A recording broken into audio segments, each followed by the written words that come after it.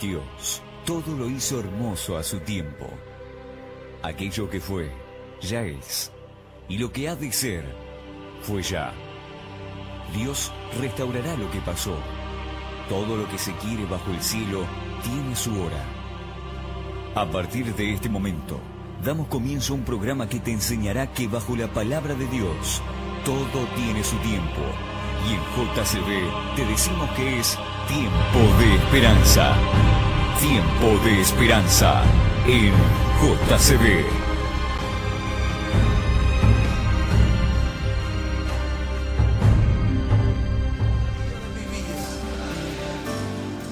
Ese es mi deseo. Llévame allá, donde sé que habrá paz, donde tengo que callar para escucharte hablar, donde todo es realidad. Buenos días. ¿Cómo les va? ¿Qué dicen? ¿Cómo están? Y otras tantas preguntas más. Que no te vamos a contestar. Seguramente. 104.9 del dial de la frecuencia modulada. Este programa se dio en llamar Tiempo de Esperanza. Porque de la manera en que estamos, tristes, alegres,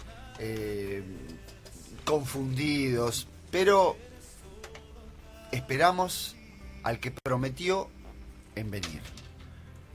Y ese tiene nombre, Jesús, y si quieren, de apellido, el Cristo. Jesucristo. JCB es la sigla de esta cadena que retransmite. Jesucristo bendice. O sea que aquí el Señor Jesús tiene doble apellido. Para aquellos que les gusta que tengan doble apellido, bueno, también, estamos por ahí. Señoras y señores, Walter Buceta es el que les habla. Mis amigos son Andrés, del otro lado del vidrio. Pertusi, ¿no, señor? ¿Cómo? Petrizo. El señor Andrés Petrizo. No sé de dónde saqué Pertusi, pero bueno. El señor Andrés Petrizo es el señor que comanda la computadora general que hace que este programa salga al aire y que el éter funcione. No porque él maneje el éter, sino porque maneje esta parte del éter.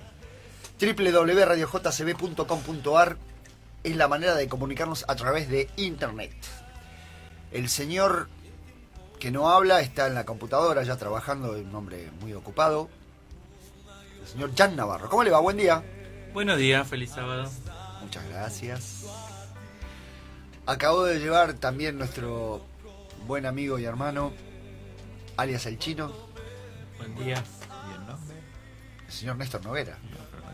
Dijiste el alias. Ah, el alias. Y el señor de los incunables, el que anda con la Biblia para todos lados, siempre estudiando, muy preocupado por los estudios, el señor Raúl Ibáñez. Buen día, buen día. Bueno, todas estas presentaciones, querida audiencia, creyentes, no creyentes, aquellos que tengan interés en escuchar este programa, nosotros somos testigos de alguien que no vimos, pero le creímos y él nos lleva por este mundo dando alegrías de su nombre, el Señor Jesucristo, a quien esperamos. Tenemos la Biblia, le pedimos que la tengan a mano, que la lean con nosotros, que ustedes por sí mismos la escudriñen, la busquen qué tiene el Señor para ustedes, aquel que dejó el mensaje de que va a volver, cuando estuvo por aquí entre nosotros, cuando se hizo hombre y vivió como el Dios hombre, la nueva creación. Amigos, vamos a andar por el Salmo 51, Raúl. Sí. Bueno, Sí. tengan sus Biblias por ahí, así compartimos este momento agradable en las manos de aquel que nos cuida. Bueno, ¿por qué el Salmo 51? ¿Por qué? Nosotros venimos hablando de la inmortalidad del alma, ¿no? Y Los últimos programas. Los últimos programas, Claro. que creemos y que da para hablar mucho más todavía de la inmortalidad del alma, porque no es únicamente después de muerto el alma continúa, sino que también hay gente que cree que que tiene poderes de telequinesis y ese tipo de cosas que son también Sí, deturpaciones de la sí, historia, ¿no? sí, pero en sí la tergiversación de lo que Dios dijo en cuanto a la creación del hombre y lo que es la vida y lo que es la muerte, eh, con la creencia de la inmortalidad del alma, que como habíamos dicho, el primero que lo sacó a la luz fue Lucifer, Satanás, allá en el Edén, haciéndole creer, ¿no? Por supuesto, a Eva de que era así, De que viviría para siempre. que viviera para siempre.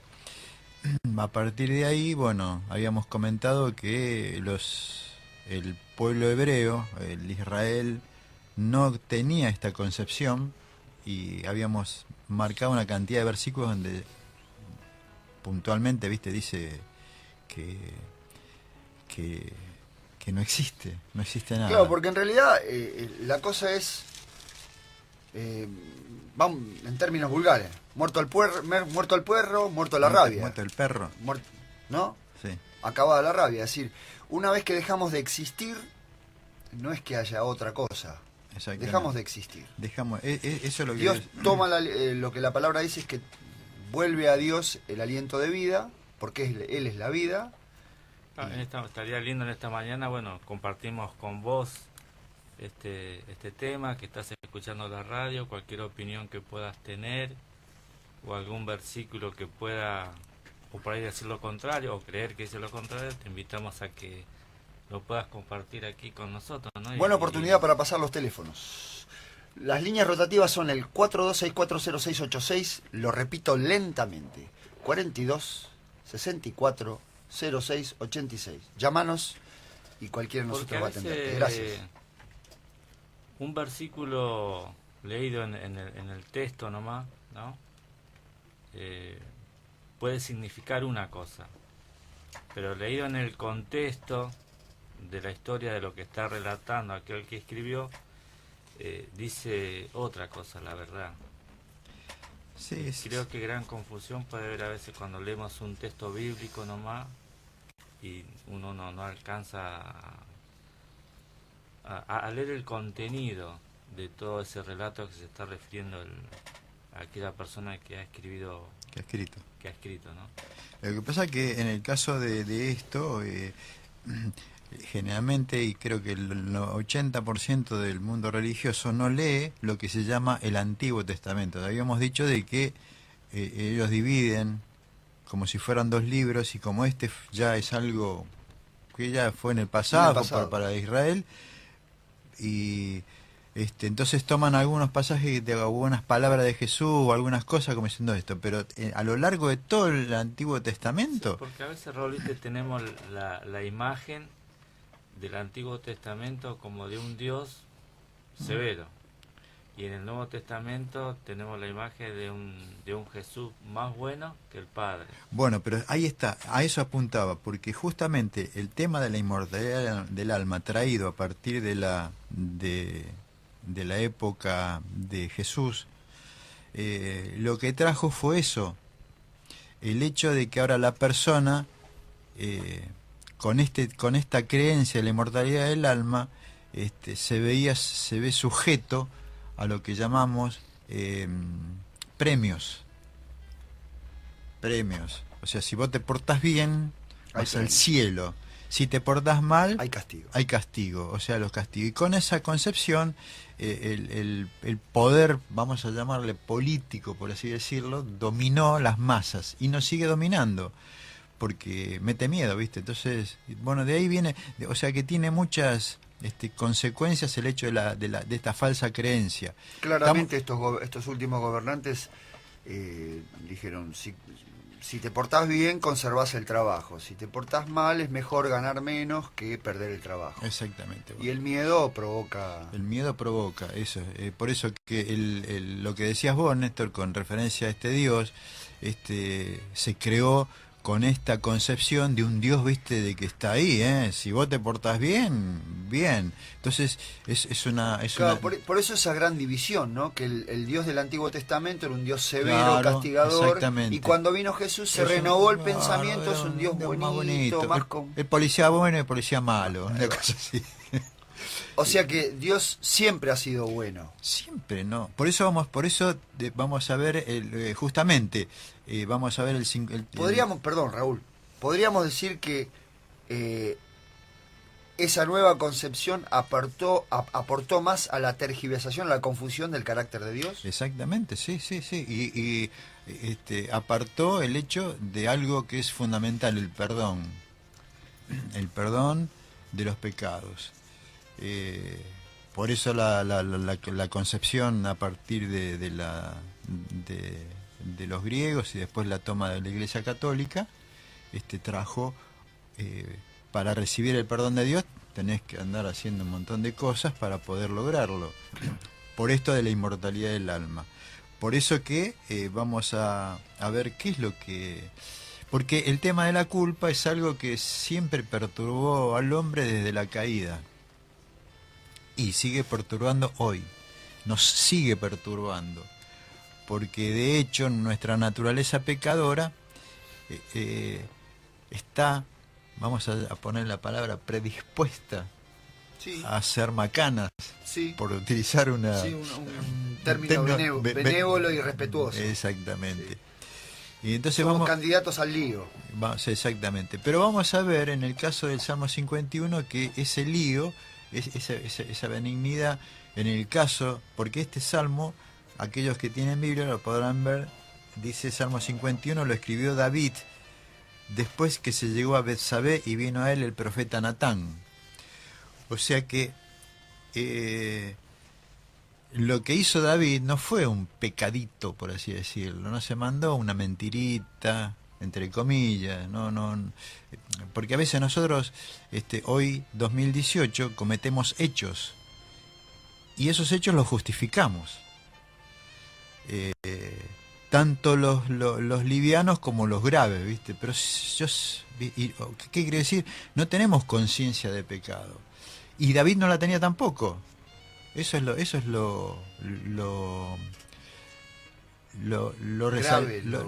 que se resalta, porque, y vamos a ver, porque David no cometió un hecho que podía decirse tenía justificativo, pero no lo veía. ¿Cómo es eso?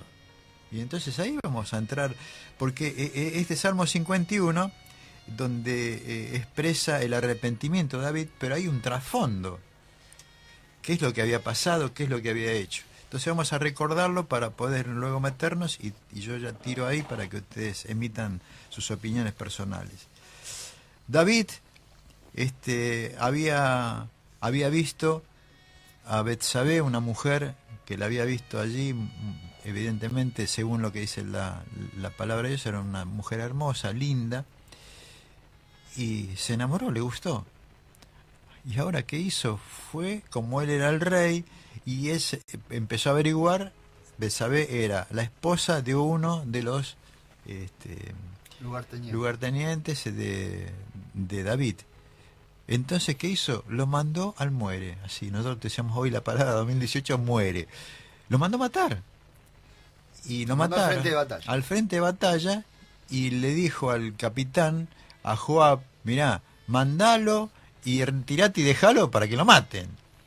Entonces se hizo ese hecho, y cuando murió, luego viene y él la toma como mujer, y es ahí cuando aparece Natán, donde le hace ver su pecado.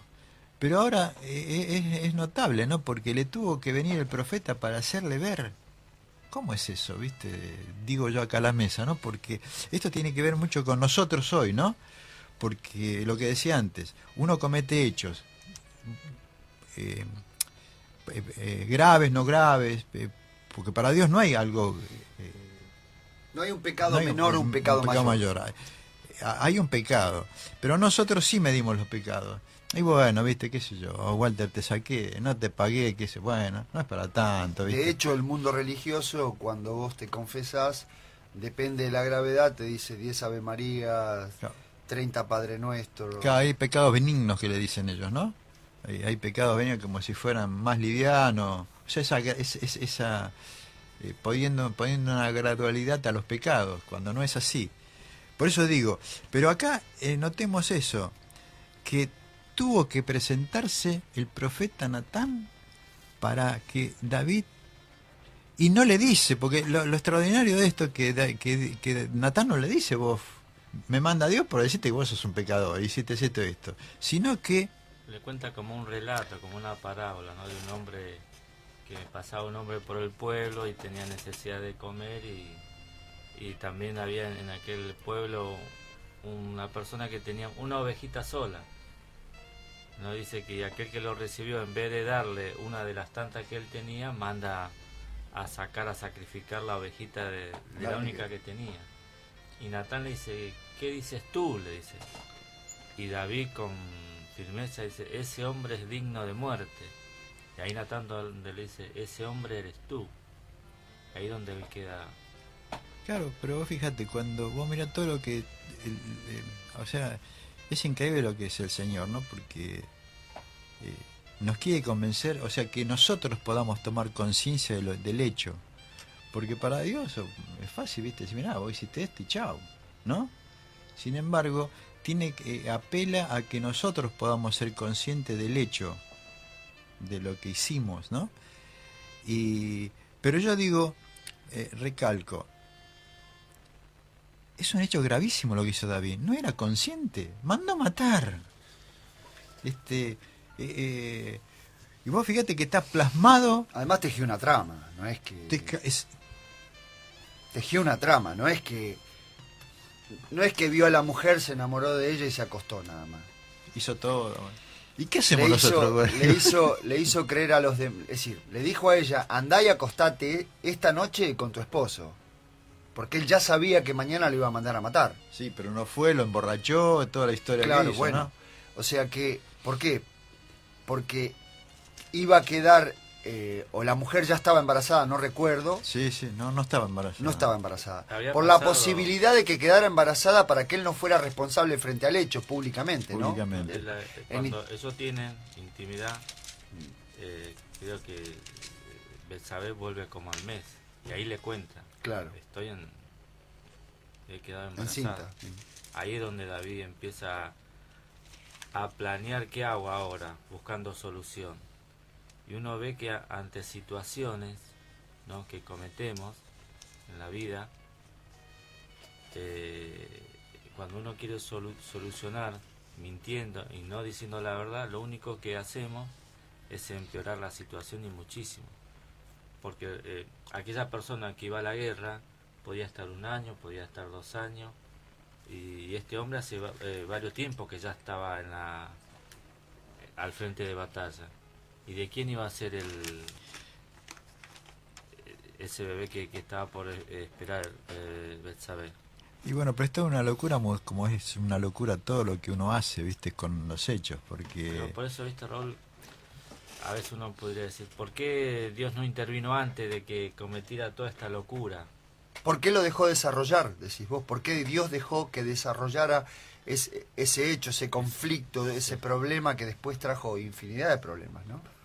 Porque si lo seguimos, Raúl lo tiene muy estudiado el tema, pero lo hemos visto en varios programas acá. Todas las consecuencias que le trajo en persona a David. Y al pueblo también. Y al pueblo, a todo, porque él era el rey, justamente. De hecho, tomó estado público y hemos visto el caso de Simei, ¿no es cierto, Raúl? Sí, el caso de Simei. Sí, por eso que acá estamos viendo la gravedad, pero yo quería que, bueno, una vez expuesto esto, porque para hablar sobre los pecados de uno, tenemos porque lo que hizo David pasó en el Edén y pasa hoy y sigue pasando. Claro, porque claramente se puede asociar a la mentira satánica de que vas a vivir y no va a haber problemas. Él creyó, primero, que no veía el pecado, como no veía su pecado ni su condición de pecado, David. Si no le hubiese sido planteada en intimidad por Natán, y despertada la conciencia de él en cuanto a entender qué era lo que había lucubrado y hecho, no se hubiese dado cuenta, no. Claro, porque vos fíjate que ante los hechos, vos fíjate, vamos a hoy, 2018, Sí. el hombre, hoy, Sí. hace hechos y saltan a la vista y viste que entra, no, porque no, qué sé yo, no sé, vamos a poner un caso puntual, viste, lo que pasó con el ministro de Trabajo, Triaca, viste lo que hizo con la mucama, que la... Sí. Y después, Sí, que la tenía en negro. el y negro, aparte la la humillaba, todo la eso. Bueno, insultaba. cuando sale a la luz ese hecho, el ejecutivo, en vez de decir, bueno, mirá, te engancharon, viste, bueno, andá, viste, ya está, viste, fue. No hicieron eso, lo taparon. Y dijeron a la luz de toda la sociedad argentina, viste, una mentira. O sea, eso es tremendo, ¿viste? Lo que es el pecado, ¿viste? Lo que estábamos diciendo como en el caso de David. Ahora, no hay conciencia de eso. Ahora bien, por eso digo, si uno empieza a hablar de los pecados, sobre lo que cada uno de nosotros hace, yo lo que quiero resaltar es cómo obra Dios ante estos hechos. Claro, ¿cómo nos obramos nosotros? Y ahora, ¿Cómo es Dios? ¿Quién es Dios y cómo es Dios? Claro, que tiene que ver lo que habíamos dicho antes con el perdón de los pecados, ¿no? Ujú. Con lo de la inmortalidad del alma, que estuvimos hablando, viste, de que para alcanzar el pecado de un hecho, porque cuando uno hace un hecho, toma conciencia, ¿y ahora? Pues fíjate, entonces vamos a leer un poquito el Salmo 51. El Salmo 51, después de este hecho en el cual sale a la luz y David toma conciencia, por eso, viste, la iglesia o las iglesias presentan, viste, que hay que hacer una serie de cosas, porque este Dios, viste, pará, no te perdona así nomás, vos tenés que hacer muchas cosas para que él pueda rever. Pero en cambio acá, David, como dijiste vos, Walter, ella lo conocía y dice, ten piedad de mí, oh Dios, conforme a tu misericordia. Lávame más y más de mi maldad y límpiame de mi pecado, porque yo reconozco mis rebeliones y mi pecado está siempre delante de mí. Son dos hechos bastante importantes en la persona, porque está reconociendo lo que es Dios y aparte está reconociendo lo que es uno. Y reconocer lo que es uno no es fácil. No lo que es uno, lo que uno hizo. Porque no nos olvidemos acá lo que hizo David. Lo que hice yo. Ahora me pongo yo en mi lugar, ¿viste? Lo que yo hice en un hecho. ¿Cómo? A ver. Creo que Pablo también de alguna forma expresa lo que sentía David, por ahí no haciendo él en el sentido de tomar la mujer ajena, de ir mandar a matar, porque cuando él habla de la naturaleza del hombre, expresa cuando dice, no hago el bien que quiero, sino lo que no quiero, eso claro, hago. el mal que no quiero, eso es lo que hago. Creo que David en este salmo que él escribe después de haber tenido esta triste experiencia, vos fíjate que dice en algún momento el pasaje, dice, mi pecado está siempre delante de mí. Siempre está delante de mí. Pero sabes que sí, comparto eso. Pero fíjate que es más, Néstor, que si bien Pablo está reconociendo que es parte de la naturaleza, de la condición, lo que hablábamos antes, pero hay algo que él reconoce de que si bien la naturaleza está, pero nosotros damos rienda suelta a esa naturaleza. No es que le echa la culpa a la naturaleza por la cual yo hago.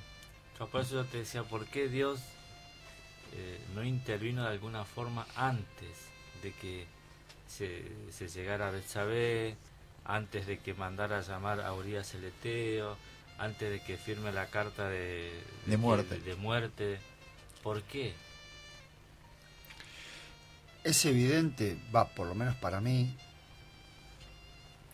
no porque lo sepa, sino porque también es un estímulo de fe, a confiar en que Dios no nos deja en lo que somos, nos muestra lo que somos, mejor dicho, no nos ha dejado. Desde el principio Él ha solucionado el problema de nuestro pecado, del tuyo que estás escuchando, del mío, de los que estamos acá en la mesa, y el de todo ser humano, lo ha solucionado de una manera completa. Porque una vez que se quebró la confianza, no hay manera de recuperarla si no es en forma completa. Porque la confianza, una vez quebrada, ustedes lo habrán vivido en experiencias, una vez que vos quebrás la confianza en una relación, ya no vuelve a ser igual. Pero en este caso, Dios tiene necesidad de Él, de decirnos cómo es, porque sabe que también es para salvación nuestra. Porque nosotros necesitamos saber qué somos y cómo somos. ¿Por qué Dios no intervino antes? Porque si intervenía antes, David no iba a comprender en su plenitud, como así Walter Buceta no iba a comprender en su plenitud, o por lo menos algo de cómo funciona mi naturaleza. Yo no sé por qué tuvo que esperar al punto tal de que llegara un hombre como Natán a decirle, a plantearle las cosas en términos filosóficos. Pero aparte Natán, viste, era un fiel soldado. Cuando David lo manda a dormir con su mujer y al amanecer la guardia le informa que él no se había ido a la casa. Entonces David se levanta enojado y ¿por qué hiciste esto? ¿Por qué no fuiste con tu mujer? Y en palabras dice, yo voy a estar en deleite mientras la corona del rey está en...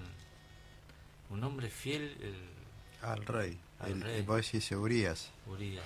Es... Sí. Claramente es extraño Dios. Ahora, una pregunta te hago, Walter, porque vos dijiste, acabas de decir, cuando se quiebra la confianza es muy difícil. ¿Y cómo es con Dios? Porque acá, eso vos lo... En términos humanos, sí. En términos humanos. Sí, claramente, sí. Sé lo que estás pensando. Porque acá, evidentemente, Dios... Yo hablo de relaciones humanas. Está bien, porque acá, justamente, ven a lo que es Dios, es total... Porque fíjate, acá David quebró la confianza, ¿no? Sí. Porque el Señor le... si bien lo que sea, pero no nos olvidemos que David fue elegido por Dios mismo. Yo no quiero festejar antes de tiempo. Yo lo que estoy esperando en mi cabeza es una alegría genuina para mí, ni siquiera el jubileo, porque uno tiene la desesperanza. El otro día un hermano mandó un mensaje, ¿no? Diciendo, el infierno y el cielo son bíblicos. ¿Bíblico? Bueno, no importa. Él dijo eso. Está bien. ¿Sí? Sí. No importa. Que lo podemos rebatir y decir que eso es mentira, que no es una verdad bíblica. El cielo y el infierno existen en la cabeza del hombre como premio y como castigo. El cielo existe, pero no como premio. Como algo hecho. Como algo que Dios ha creado y es una de las bendiciones tantas que tiene el universo. Pero no es un premio. No es un premio, no es algo que por lo cual yo te someto a un lugar para que vos llegues y lo alcances. O ahora, que te someternos ahora para alcanzar eso. Entonces, la confianza de Dios en nosotros ya está quebrada. Solo el hombre vuelve a hacer pacto con gente que ha defraudado. Dios no vuelve a hacer pacto conmigo, porque... Y bueno, se enojarán nuestros hermanos evangélicos, que ellos suelen hacer pactos con Dios. Lo lamento. Pero el hombre podrá creer que hace un pacto con Dios. Pero Dios no necesita un pacto de mi parte. Si yo soy un mentiroso, ¿qué voy a compactuar con Dios? A través de mi mentira. Y a David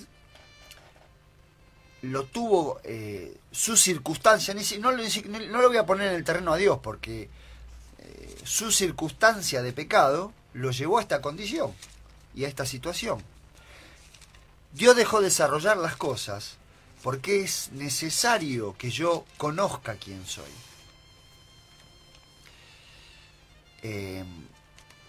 hay una sola posibilidad en que yo acepte a Jesucristo como total Salvador. Y acá hago una síntesis rápida porque no encuentro otra manera. Pero ¿por qué Él dice, lávame de mi maldad y límpiame de mi pecado? ¿Por qué lo dice David? Porque se acabó de ver cómo Él es. Y cómo está todo sucio. Y cuando hablo de suciedad, hablo de algo que solo Dios ve. Y al pecador le es mostrado. No es que yo reconozco que soy pecador y estoy sucio.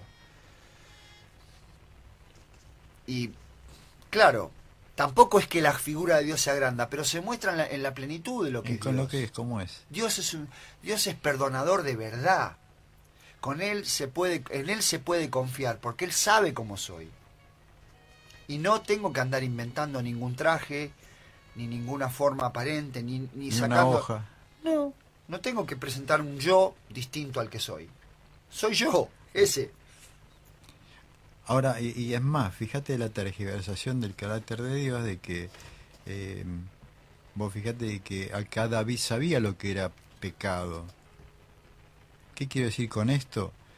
Porque cuando nosotros hablamos generalmente de pecado, hoy 2018, ¿viste? Y yo no hice nada, ¿viste? Decimos muchas veces. Me pongo en un lugar de un no creyente, ¿viste? Un incrédulo, una persona del mundo. Pero la palabra de Dios dice puntualmente qué es pecado. ¿Qué es pecado? Pecado es transgresión de los 10 mandamientos. Y los 10 mandamientos hoy no existen. Han sido borrados por la Iglesia Católica, porque cambió todos los mandamientos, los adaptó no sé a qué, y el mundo religioso sigue eso, no sabe lo que es pecado. Entonces, pecado, y bueno, yo estuve tomando, ¿viste? Y entonces, bueno, para eso es pecado, tomar, ¿viste? Tomar alcohol. Tomar alcohol. Yo no digo que esté bien tomar alcohol, estoy diciendo que eso no es pecado. Para Dios, puntualmente, ¿eh? Y eso lo dice la palabra de Dios. Romanos 3:20 dice, porque por medio de la ley es el conocimiento de pecado. Y cuando habla de la ley, habla de los 10 de mandamientos. los 10 mandamientos. Esos que dicen muchas que está abolido uno, que otro, y bueno, que se resume en 2, amar a tu prójimo, amar a ti mismo, qué sé yo, no sé. Le dan vuelta. No, además, discúlpame, Raúl, como si fuera tan fácil resumir los 10 mandamientos en esos 2 y tan fácil llevarlo a cabo. No por acusar, sino como cosa descriptiva. Ama a tu prójimo como a ti mismo. Acá hay cuestiones.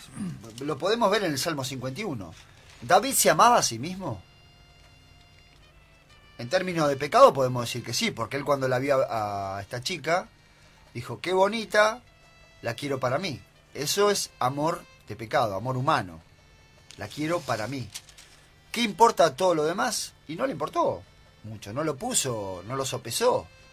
Lo mandó a matar al esposo, lo mandó al frente de batalla, lo mandó a matar, cubrió los efectos, las consecuencias de ese acto, no lo voy a llamar pecado, de ese acto, porque la chica iba a estar embarazada, iba a tener una barriga y era visible la barriga, la panza del bebé.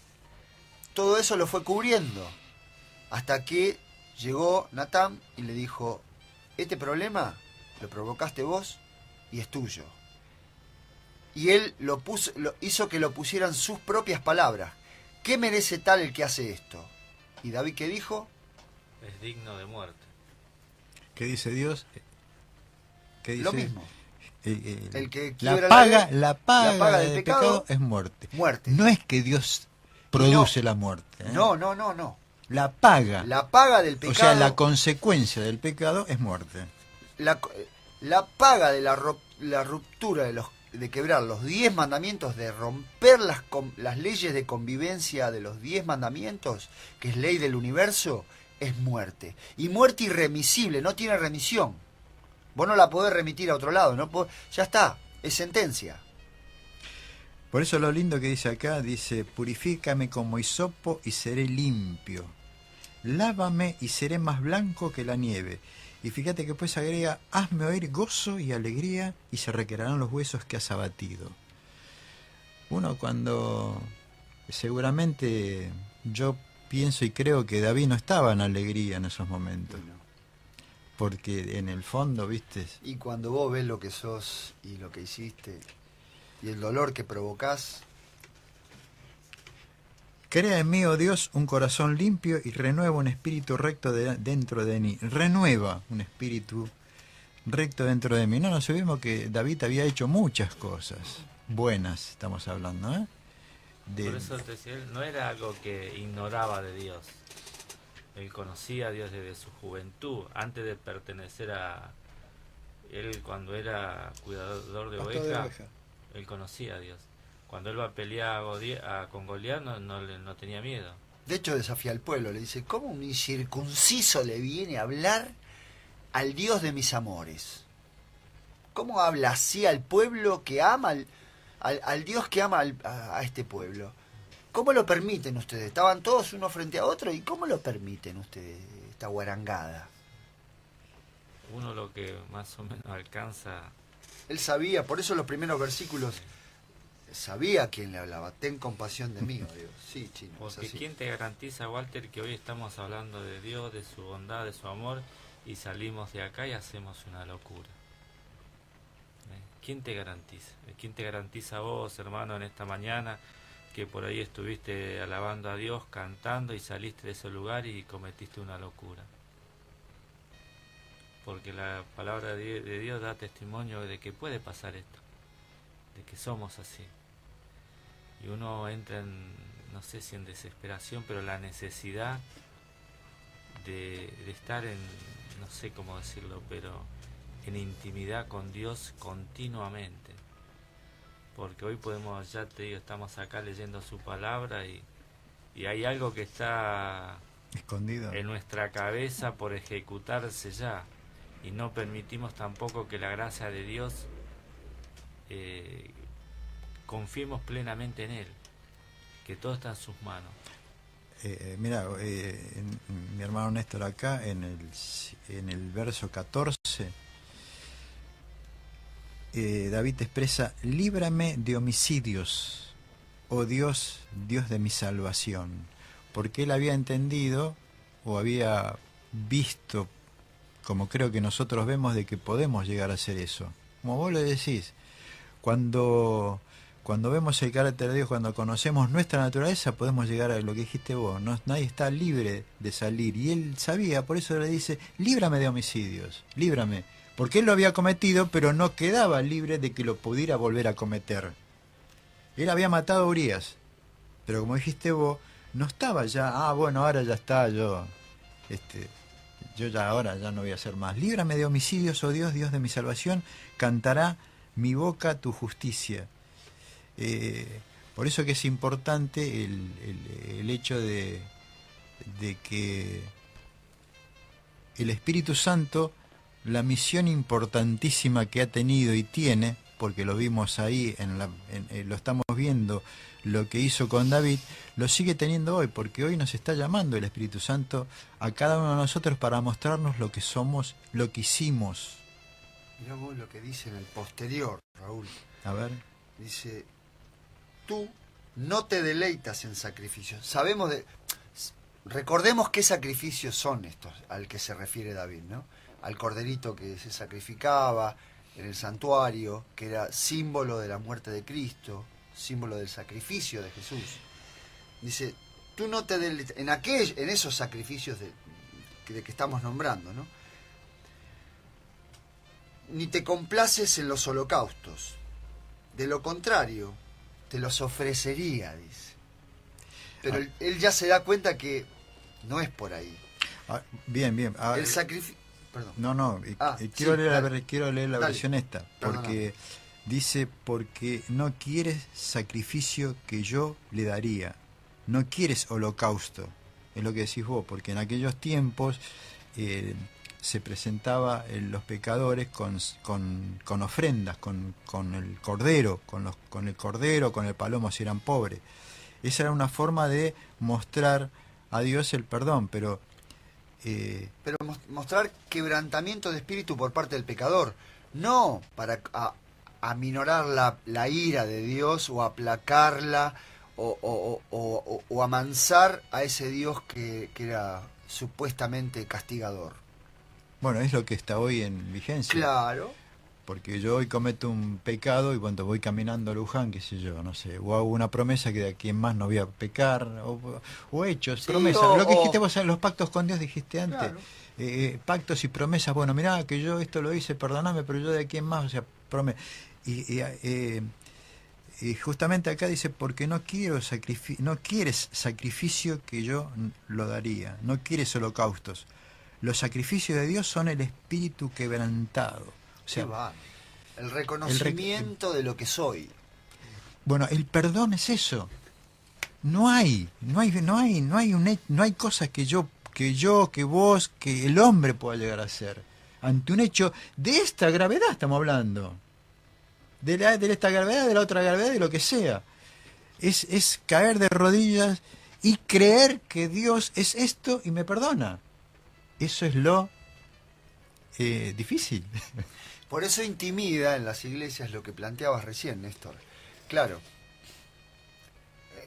yo quisiera estar en contacto permanente con Dios para no volver a cometer, lo que le pide David también, no volver a cometer más homicidios, no volver a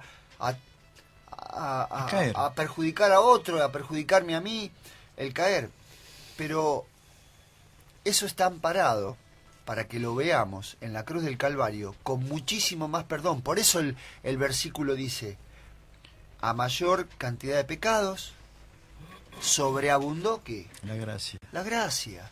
Porque Dios da garantía en esto, para que el pecador entienda que él puede lograr un determinado equilibrio. No es que es imposible, no es que necesita de un super espíritu para que esté en su alma y él ve. No, si soy asesino, soy asesino.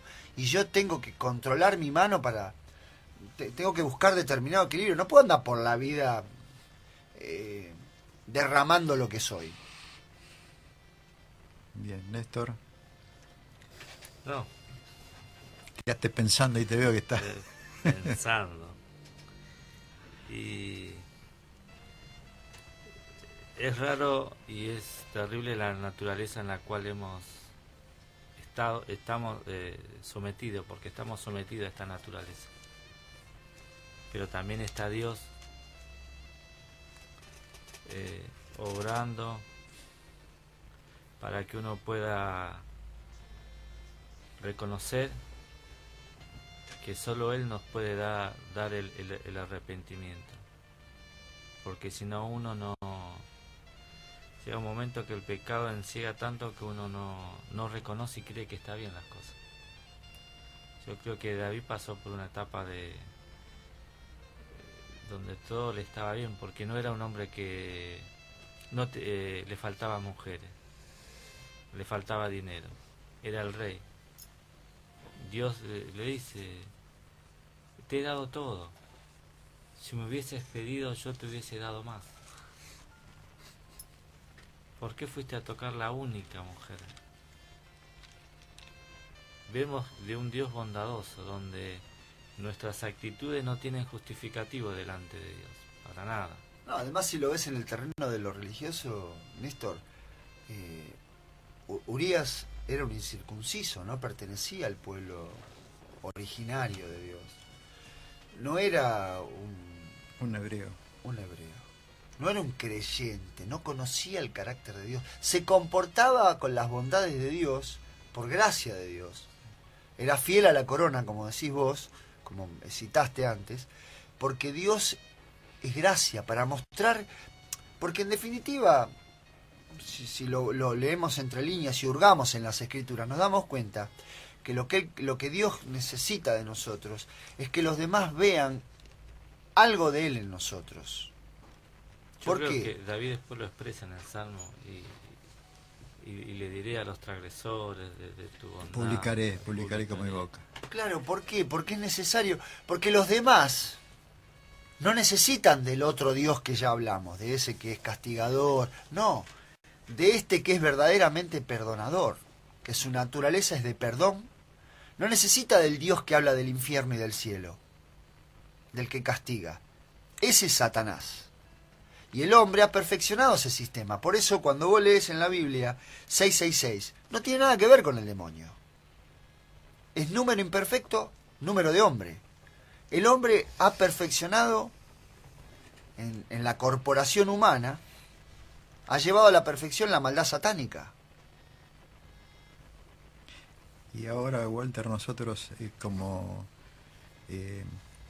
Dios nos invita a que nos refugiemos, justamente de ahí la obra maravillosa y esplendorosa de Jesús como hombre, ahí mostrando el alcance del perdón de Dios, porque en la cruz del Calvario mostró cómo consumó Dios el perdón del hombre. Y yo, ¿cómo estoy en ese famoso juicio que todos le tienen miedo? Escondido detrás de Jesús. Y digo esto porque años más tarde, después de la muerte de David, ya en el trono había llegado Jeroboam, un rey que por supuesto apostató. Y cuando Dios se dirige a Jeroboam, eso está en Primera de Reyes, capítulo 14, dice, versos 7, 8, dice, ve y di a Jeroboam, le dice al profeta, así dijo Jehová Dios de Israel, por cuanto yo te levanté de en medio del pueblo y te hice príncipe sobre mi pueblo de Israel, y rompí el reino de la casa de David y lo entregué a ti, y tú, escuchen esto, tú no has sido como David mi siervo, que guardó mis mandamientos, anduvo en pos de mí con todo su corazón, haciendo solamente lo recto delante de mis ojos. ¿Cuándo hizo eso David? Noten que dice, haciendo solamente lo recto delante de mí, de mis ojos. Ahora notemos que esa mirada que tiene sobre David no es sobre David, sino que es sobre Jesús. Sobre Jesús. Eso es lo extraordinario. Por eso que así nos declara a ellos, vos, Raúl, lo bueno. Qué bueno. Walter, y así. Y vos que estás escuchando, y cada uno de nosotros, Dios ya no mira, escucha el arrepentimiento y el reconocimiento de lo que somos y lo que hemos hecho. Y de ahí además, ¿viste?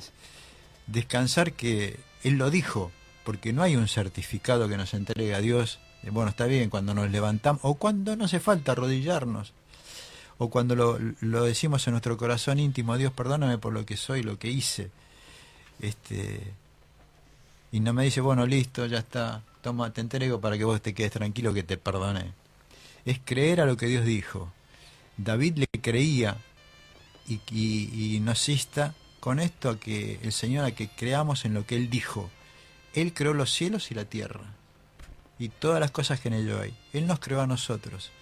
Nos creó a nosotros, estamos aquí, y también nos dijo que nos perdonaba. Quería leer una parte de Romanos que dice: o menosprecias las riquezas de su benignidad, paciencia y longanimidad, ignorando que su benignidad te guía al arrepentimiento. O sea, el versículo 4 dice, o menosprecias, sabiendo cómo es Dios, menosprecia la riqueza, diciendo, no, Dios no te va a perdonar, haciéndole creer al mundo que Dios no tiene voluntad para poder perdonar, y paciencia. Yo creo, hermano, en esta mañana que así como Dios estuvo con David, también está en esta mañana con vos y con cualquier persona que haya cometido, que haya tenido actos malos. Dios está ahí para guiarnos al arrepentimiento, para perdonarnos, para reedificarnos nuevamente. Eso es lo que tiene que mostrar cualquiera persona que quiera ser un predicador de la palabra de Dios. confiar que Dios es rico en paciencia y en benignidad. Somos testigos de aquel que nos ha declarado su perdón universalmente frente al mundo frente a los mundos no caídos y frente al mundo caído. Por él somos declarados justos y pecadores al mismo tiempo. Él es el perdón mismo, en la persona de Jesús que está por volver. Están todas esas condiciones. Quédate en paz. Gracias, Andrés. Nos vamos hasta el sábado próximo. Chau, Raúl. Chau, Néstor. Chau, Jan. Nos vemos. Adiós.